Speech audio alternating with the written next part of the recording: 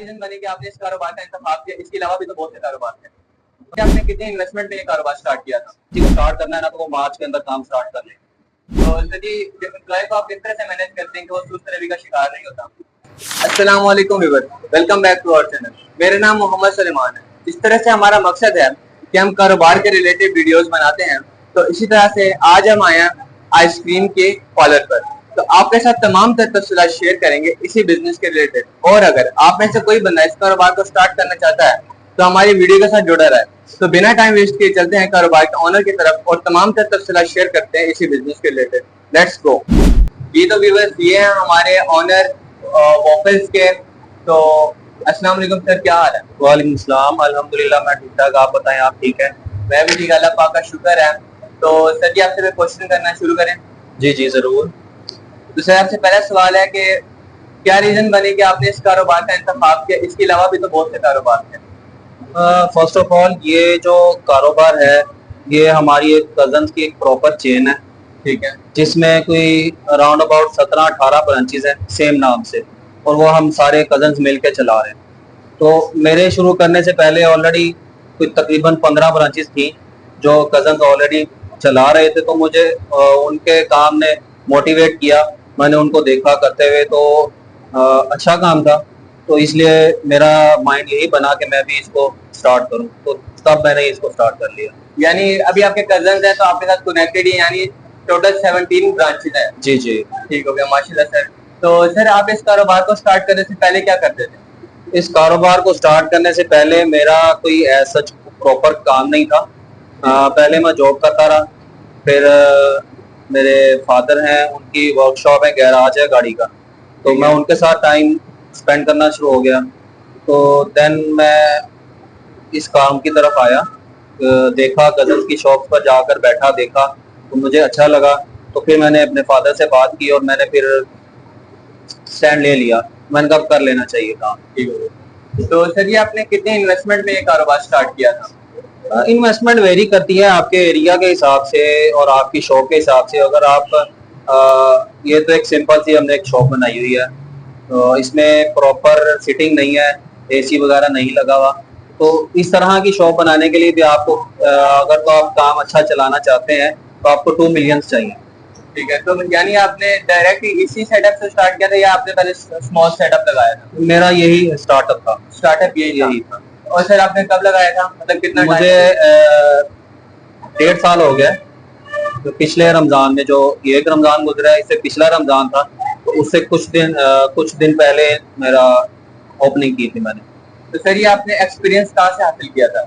जैसे कि मैंने आपको बताया, कजन है। हाँ जी। तो बस उन्हीं की शॉप पर जाकर मैं देखता रहा, सीखता रहा, उन्हीं से पूछता रहा, तो वही मेरे एक्सपीरियंस है। उसके अलावा मैंने कहीं और जाकर कुछ नहीं सीखा। ठीक हो गया सर। तो सर, अगर कोई बंदा है, हमारा व्यूअर में से कोई कारोबार स्टार्ट करना चाहता है और उसके पास एक अच्छी इन्वेस्टमेंट है, तो आप क्या राय देंगे कि वो एक स्मॉल सेटअप लगाए या फिर एक जितने उसके पास इन्वेस्टमेंट है वो बड़ा सा एक दुकान ओपन कर ले इससे रिलेटेड? ये स्टार्टअप के लिए मैं सच किसी को मतलब सिर्फ एक मशवरा ही दे सकता हूँ कि क्योंकि अब लाहौर के अंदर बेसिकली बहुत से लोग बैठ गए आइसक्रीम शॉप बना के। ऐसे ही कंपटीशन बहुत ज्यादा है, बहुत ज्यादा। अगर आउट ऑफ सिटी जाके को करना चाहे तो वो अभी अच्छी ऑप्शंस हैं। तो लाहौर के अंदर शायद ही कोई एरिया हो जहाँ पर कोई आइसक्रीम वाला ना बैठा हो। ऐसा ही है। और ऐसा भी है कि किसी एक मार्केट के अंदर 10-10, 15-15 ब्रांड बैठे हुए मार्केट, ऐसा कंपटीशन है। ऐसा ही। तो अगर कंपटीशन में बैठना तो फिर तो आपको इन्वेस्टमेंट बहुत बड़ी करनी पड़ेगी। अगर आप ऑडियंस को अपनी शॉप की तरफ लाना चाहते हैं, अट्रैक्ट करना चाहते हैं, तो फिर आपको ऐसा सेटअप बनाना पड़ेगा और ऐसा टेस्ट देना पड़ेगा, और उसके लिए आपको इन्वेस्टमेंट चाहिए। यानी बस बंदा एक एक्सपीरियंस ले और एक्सपीरियंस करके उसके बाद जितनी बेहतर इन्वेस्टमेंट है वो लगाए। हाँ, जितनी वो कर सकता है करे। बाकी कंपटीशन में कर रहे हैं तो उसे इन्वेस्टमेंट ज्यादा करनी पड़ेगी और अपना टेस्ट और अपना सेटअप एक अच्छा बनाना पड़ेगा। सर्दियां जब आती हैं तो आप कोई नई स्ट्रेटेजी लगाते हैं, कोई नई प्रोडक्ट वगैरह कुछ टाइप का कुछ करते हैं, या फिर जो आपके आइसक्रीम फ्लेवर्स है बस आप वही करते हैं और उसी में आपका सेल हो जाता है? हमारी इतनी और ज्यादा ऑफर तो लगाने की कोई जरूरत नहीं पड़ी। अल्हम्दुलिल्लाह इधर ऑडियंस अच्छी है। तो मैंने सच कोई ऑफर नहीं लगाई, कोई सच मार्केटिंग भी नहीं की। इधर वॉक इन कस्टमर ही माशाल्लाह बहुत है, माशाल्लाह। और आराम से मेरा सेटअप अल्हम्दुलिल्लाह चल रहा है। ठीक हो गया सर। तो सर जी ये जो मॉल का क्या कॉन्सेप्ट है, कि मॉल के अंदर भी तो ब्रांड्स होते हैं, तो कब जाना चाहिए मॉल में? मतलब आप पूछना क्या चाह रहे हैं मॉल में? देखिए ना, अभी एक लोकल भी स्टार्टअप दे सकता है बंदा, और एक बंदा है जिसके पास इन्वेस्टमेंट अच्छी है तो मॉल में भी सेटअप दे सकता है। तो आपकी कोई राय है कि यार मॉल में ये प्रॉफिट है, नुकसान है, आप क्या कहना चाहेंगे? मॉल में डायरेक्ट सेटअप ले लेना चाहिए? अगर मैं अपने पॉइंट ऑफ व्यू देखूं तो मॉल मेरे लिए ज्यादा बेहतर नहीं है। ज्यादा बेहतर नहीं? क्यों? क्योंकि वहां पर एक स्पेसिफिक ऑडियंस जाती है, ठीक हो गया। जिन्होंने मॉल में या तो विंडो शॉपिंग करनी है या कोई शॉपिंग करनी है बस। अब वो मॉल पे भी डिपेंड करता है। वहां पे फॉर एग्जांपल कोई स्टोर है जैसे हाइपर स्टार वगैरह हो गया, सही। वो कोई शॉपिंग करने जाता है तो साथ में आइसक्रीम खा लेगा, या कोई शॉपिंग वैसे अपने कपड़े लेने जूते लेने के लिए गया है, कोई चीज करने गया है तो वो खा लेगा आइसक्रीम। लेकिन बाहर से कोई स्पेशल आइसक्रीम खाने अंदर नहीं है, कम ही जाएंगे, शायद ही कोई जाए। अगर बाहर आपकी मेन एरियाज में, बाजारों में, रोड पे, फूड पॉइंट्स के करीब जहाँ पर फूड का काम ज्यादा हो, वहां पर होगी तो वो ज्यादा बेहतर होगा मेरे पॉइंट ऑफ व्यू से। ठीक हो गया। बाकी हर पर्सन का अपना एक पॉइंट ऑफ व्यू होता है, तो मेरे लिए ये ज्यादा बेहतर है। ठीक हो गया। तो सर जी ये प्रॉफिट लोकेशन के रिलेटेड आप क्या कहेंगे? जिस तरह से लोकेशन बड़ी डिपेंड करती है अच्छा प्रॉफिट जनरेट करने के लिए, तो आपकी क्या रहेगा, किस टाइप की लोकेशन होनी चाहिए एक आइसक्रीम के रिलेटेड? वही मैंने अभी कहा कि फूड पॉइंट्स ज्यादा हो, रशिया एरिया हो जी। और रेजिडेंशियल ज्यादा एरिया हो, क्योंकि वहां पर मेन मैटर यही करता है कि वहां पर अगर आबादी नहीं है, गुंजान सा इलाका है, तो लोग कम आएंगे। इवन कोई फूड शॉप्स होंगी भी ना तो लोग कम आएंगे। ठीक है। फुट स्टेप जितना ज्यादा होगा कस्टमर का, लोगों का, तो उतना आपका ऑब्वियसली प्रॉफिट या आपकी सेल भी ज्यादा हो जाएगी। कोई समटाइम कुछ लोग ऐसे कस्टमर भी होते हैं जो गुजरते हुए देखते हैं और ले जाते हैं आइसक्रीम, ऐसे स्पेशल लाने की जरूरत नहीं पड़ती। और काफी कस्टमर है वो स्पेशल भी आते हैं, तो इसलिए वो सारे जब मिक्सअप हो जाता है तो वो हमारा कस्टमर ही बढ़ता है। ठीक हो गया। तो सर ये एम्प्लॉय के रिलेटेड बता दें कि एम्प्लॉय का कितना को पढ़ा होना जरूरी है, पढ़ा लिखा होना जरूरी है, या फिर पढ़ा लिखा होना नहीं जरूरी? अगर जरूरी है तो कितना पढ़ा लिखा होना तो जरूरी है जी। कम से कम इतना पढ़ा लिखा हो कि वो कस्टमर के साथ डील कर ले। ठीक है। क्योंकि एजुकेटेड कस्टमर्स हैं तो वेल मैनर्ड आते हैं। अब उनके साथ एक अनपढ़ जो वर्कर होगा वो तो बात भी नहीं कर सकेगा। समटाइम ऐसे कस्टमर भी आ जाते हैं कि जिनको उर्दू नहीं भी आती, कम से कम उनकी बात समझ ले, उनका वो कहना क्या चाह रहे हैं, मांग क्या रहे हैं, चले उनके साथ ज्यादा डिस्कस ना कर सके, उनकी बात तो समझ ले और उसका जो भी ऑर्डर हो उसको कर ले। और इतना पढ़ा होना जरूरी है कि वो आजकल मेन्यू भी इंग्लिश में है। ऐसे ही। हाँ, अब अनपढ़ तो मेन्यू भी नहीं भी पढ़ सकता, उसको पहले सिखाना पड़ेगा महीना, लेकिन फिर भी उसके प्रोनाउंसिएशन में और बोलने में फर्क तो आएगा। और कम से कम 8-10 पढ़ा हो। तो सर जिस तरह से आपकी आइसक्रीम और स्लश की मशीन है, तो इन दोनों में से कौन सी ज्यादा चीज सेल होती है?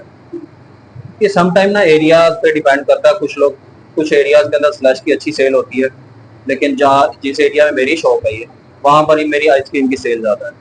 बाकी डिपेंड करता है आपकी चीज पे, आपकी कौन सी चीज ज्यादा अच्छी है। तो अल्हम्दुलिल्लाह मेरी आइसक्रीम, मेरी मेन आइटम जो है वो आइसक्रीम है। ठीक है। और अल्हम्दुलिल्लाह मेरी आइसक्रीम की सेल बहुत ज्यादा है एज कम्पेयर टू स्लश। तो फिर आपको कोई सीक्रेट इंग्रेडिएंट है क्या आपके लोग ज्यादा पसंद करते हैं आइसक्रीम, या कोई क्वालिटी में? कुछ बेसिक रेसिपी होती है जी जी। तो इतनी सीक्रेट नहीं है, लेकिन कोई लेना चाहे तो हम दे भी देंगे, कोई सच मसला नहीं है इसमें। ठीक है। बाकी जो शॉपकीपर होता है उसके अपने हाथ में भी होता है अपनी क्वालिटी को मेंटेन रखना। ऐसा ही है, उसको मजीद से मजीद बेहतर किया जा सकता है, लेकिन वो भी फिर अपनी कॉस्ट बढ़ती है। अगर आपको लगता है कि आप अपनी कॉस्ट बढ़ाते हैं और उस पर आपको कस्टमर आपको उसका पे करेगा, तो आपको मजीद बेहतर से बेहतर करना चाहिए ताकि आपके कस्टमर को अच्छी से अच्छी चीज मिले। लेकिन आपको अगर लगता है कि नहीं, जो मैंने एक स्टैंडर्ड मेंटेन रखा हुआ है मैं इसी पे सही हूँ, क्योंकि मुझे इससे ज्यादा कस्टमर ने पे नहीं करना, क्योंकि अगर कस्टमर पे नहीं करेगा तो फिर वो आपका नुकसान है। ऐसा ही अगर आपका एक माकूल सी एक प्रॉफिट आपका निकलना होता है ना, वो भी ना निकले, फिर आप लॉस में ही जाएंगे। तो बेहतर है कि मेंटेन रख लें स्टैंडर्ड, कि कस्टमर को भी पता हो कि इससे नीचे इसके पास नहीं है, ये एक इसका स्टैंडर्ड है, कम से कम इतनी तो मिलेगी ना इसके पास। फिर जिसको पसंद होती है वो आ जाता है, वो खा लेता है। लेकिन मेरी कोशिश यही होती है कि मैं जितना अच्छा से अच्छा कर सकूं। अभी आजकल दूध के रेट्स बहुत बढ़ गए हैं, अचानक से जीएसटी लग गया उस पे, ऐसे ही। और लेकिन अभी हमने अपने रेट्स नहीं बढ़ाए, लेकिन मजीद हमने उसको मजीद बेहतर कर दिया इसलिए, क्योंकि लिक्विड दूध जो है वो भी हमने हमारे इंग्रेडिएंट्स में होता है, आइसक्रीम बनाने में हमने डालना होता है। तो कोशिश यही की है कि अभी रेट्स ना बढ़ाएं, आइसक्रीम पहले से बेहतर की है। बस अभी यही दुआ कर रहे हैं कि रेट्स पुरानी जगह पर आ जाएं। इंशाल्लाह जो हालात हैं वो, हम काफी डिस्टर्ब तो हुए हैं, लेकिन अभी हम बर्दाश्त कर रहे हैं। जब बर्दाश्त से बाहर होगा फिर ऑब्वियसली रेट्स बढ़ाने पड़ेंगे। ऐसा ही ऐसा ही। तो सर जी, एम्प्लॉय को आप किस तरह से मैनेज करते हैं कि वो सुस्त रवि का शिकार नहीं होता? बस उसको थोड़ा बहुत साथ मिलजुल के काम करते हैं उनके। अगर सम टाइम कोई बीमार हो जाता है, थक जाता है, तो उसे कहते हैं भाई बैठ के रेस्ट कर लो घंटा, मैं खड़े हो जाता हूँ, आप रेस्ट करो। उनको कुछ खिलाते पिलाते रहते हैं, एंटरटेन करते रहते हैं, हंसते खेलते रहते हैं उनके साथ, यही कर सकते हैं। इसके अलावा और उनके साथ अगर सख्त रवैया रखेंगे तो वो बदजन हो जाते हैं फिर। अगर आपको कोई अच्छा एम्प्लॉय मिल जाता है ना, ये भी एक नेमत से कम नहीं है। ऐसा ही, क्योंकि इस टाइम सबसे ज्यादा तंग करने वाला जो बंदा होता है ना, वो वर्कर ही होता है। लेबर से अक्सर लोग तंग होते हैं। ऐसा ही। अगर आपकी लेबर अच्छी है ना, तो आप खुश किस्मत है।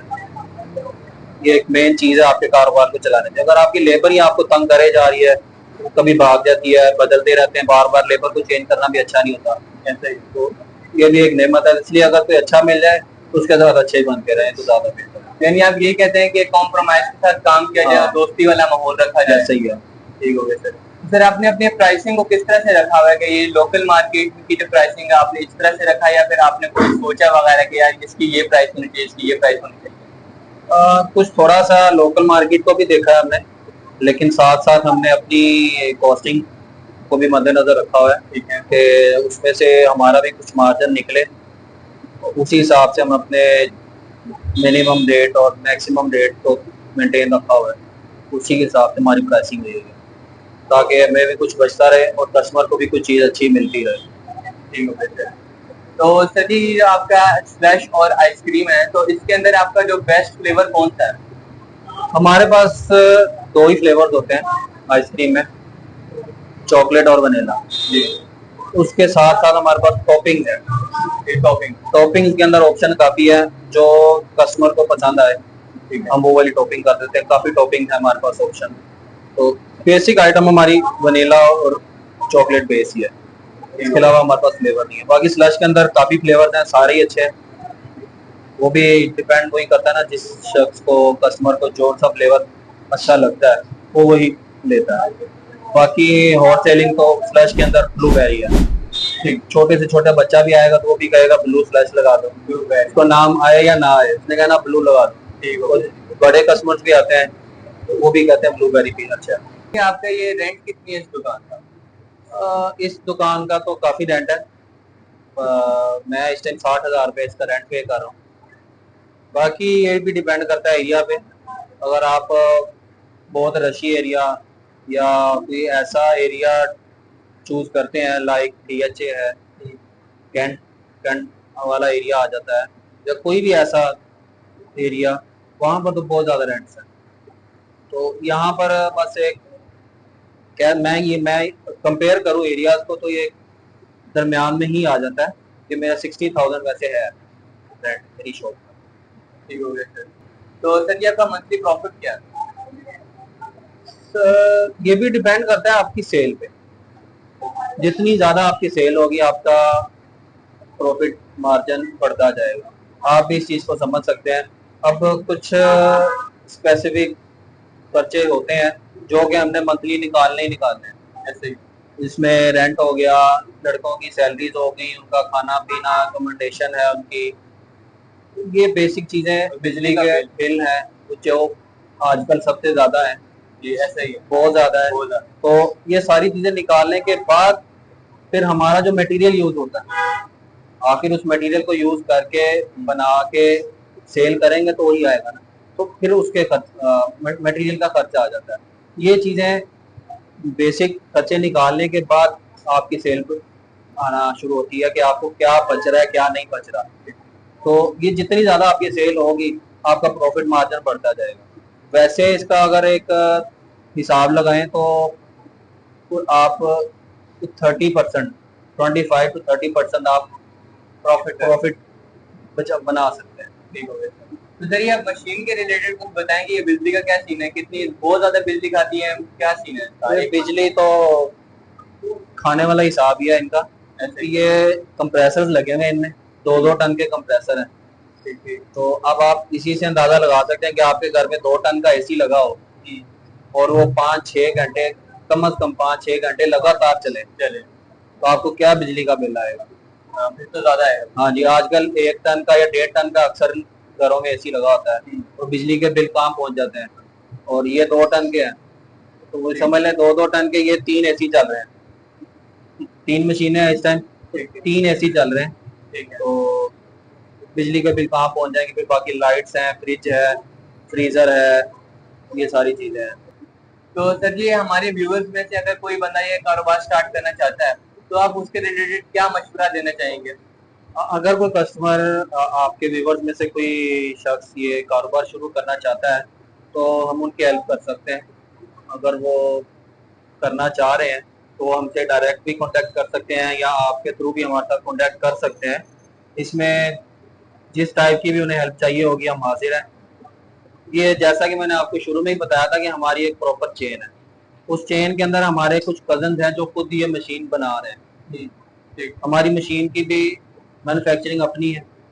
हमारा जो मटेरियल है जितना भी शॉप में यूज होता है उसमें मैक्सिमम मटेरियल की भी मतलब आप खुद ही परचेज करके लाता है एक कजन एक ही पॉइंट पे, वहां से आगे फर्दर अपनी सारी कजन की शॉप पे वो डिलीवर कर देता है जिस चीज को जितना जितना चाहिए हो। तो ना हमें मटेरियल की टेंशन कि हमने कहीं से मिल नहीं रहा तो यहाँ भागो वहाँ भागो, वो एक कजन की टेंशन है। उसने एक शॉप बनाई हुई है, प्रॉपर एक जगह बनाई हुई है, वहां पर उसने सारी मटेरियल आप पूरा रखना है। मटेरियल भी आपको मिल सकता है वहां से, मशीन भी आपको मिल सकती है, बस सिर्फ आपकी हेडिक इन्वेस्टमेंट है। और आपने पॉइंट जो भी ढूंढना है, जो भी लोकेशन ढूंढनी है वो आपने अपनी मर्जी से अपनी पसंद की कोई ढूंढनी है। उसके अलावा मटेरियल और मशीन की टेंशन आपने बिल्कुल नहीं लेनी, वो आपको हम बना के अरेंज करके देंगे। ठीक हो गया। ये तो व्यूअर्स ये थे हमारे मुजम्मिल भाई, और अगर आप में से कोई बंदा इस कारोबार को स्टार्ट करना चाहता है ये आपकी कंप्लीट हेल्प करेंगे। तो ठीक है मुजम्मिल भाई, आपका बहुत बहुत शुक्रिया। तो अभी मैं बोलूंगा पाकिस्तान से आपने जिंदाबाद बोलना है। पाकिस्तान जिंदाबाद। जी। तो व्यूअर्स अभी आपने देखा मिस्टर वॉफल्स का इंटरव्यू, तो अभी हम आपके साथ शेयर करेंगे कुछ बोनस टिप्स जिसके जरिए आप अपने बिजनेस को जल्द से जल्द ग्रो कर सकते हैं। First, startup must be small. अगर आप अपना बिजनेस स्टार्टअप करने लगे हैं तो आपको चाहिए कि आप एक स्मॉल सेटअप स्टार्ट करें। इससे ये होगा कि आपके बिजनेस में फेल होने के चांसेस बहुत कम हो जाएंगे। Do stamping on every product. आपको चाहिए कि आप अपनी हर प्रोडक्ट के ऊपर स्टैंप लगाएं। इससे ये होगा कि जो भी कस्टमर आपके प्रोडक्ट खरीदेगा, एक तो ये होगा कि उसको आपके ब्रांड का नाम याद हो जाएगा और दूसरा आपकी फ्री की एडवर्टाइजमेंट होगी। Do best packaging to attract your customer. आपको चाहिए कि आप अपनी पैकेजिंग को बेस्ट करें ताकि आप अपने कस्टमर को अट्रैक्ट कर सकें। Be a leader not a boss. जिस तरह से मिस्टर वॉफल्स के ऑनर ने आपके साथ शेयर किया कि आपको चाहिए कि आप अपने एम्प्लॉयज के साथ खुश मिजाजी के साथ रहें, तो इससे फायदा ये होगा कि आपके एम्प्लॉय अपना 100% देंगे आपको और प्योरिटी के साथ काम करेंगे। Your product must be hygienic. इसका फायदा ये होगा कि जब कस्टमर आपके प्रोडक्ट खरीदेगा वो सिर्फ आपकी प्रोडक्ट साफ होने की वजह से आपका पक्का कस्टमर बना रहेगा। Must select easy name for your brand. इसका फायदा ये होगा कि अगर आप आसान नाम अपने बिजनेस के लिए रखेंगे तो जो ऑडियंस होंगी उनको आपका ब्रांड का नाम याद करना बहुत आसान हो जाएगा। जी। तो व्यूअर्स ये थी हमारी कुछ बोनस टिप्स, और अगर आप इन पे अमल करते हैं तो आप अपने बिजनेस को जल्द से जल्द ग्रो कर सकते हैं। और हाँ, इसके अलावा अगर आप सोशल मीडिया का इस्तेमाल करते हैं तो आप अपने बिजनेस को जल्द से जल्द ग्रो कर सकते हैं। तो अगर आप चाहते हैं कि हम इसी टाइप की वीडियोस बनाते रहें तो आप हमारे चैनल को सब्सक्राइब करें। तो तब तक के लिए हमें दें इजाजत। अल्लाह हाफिज।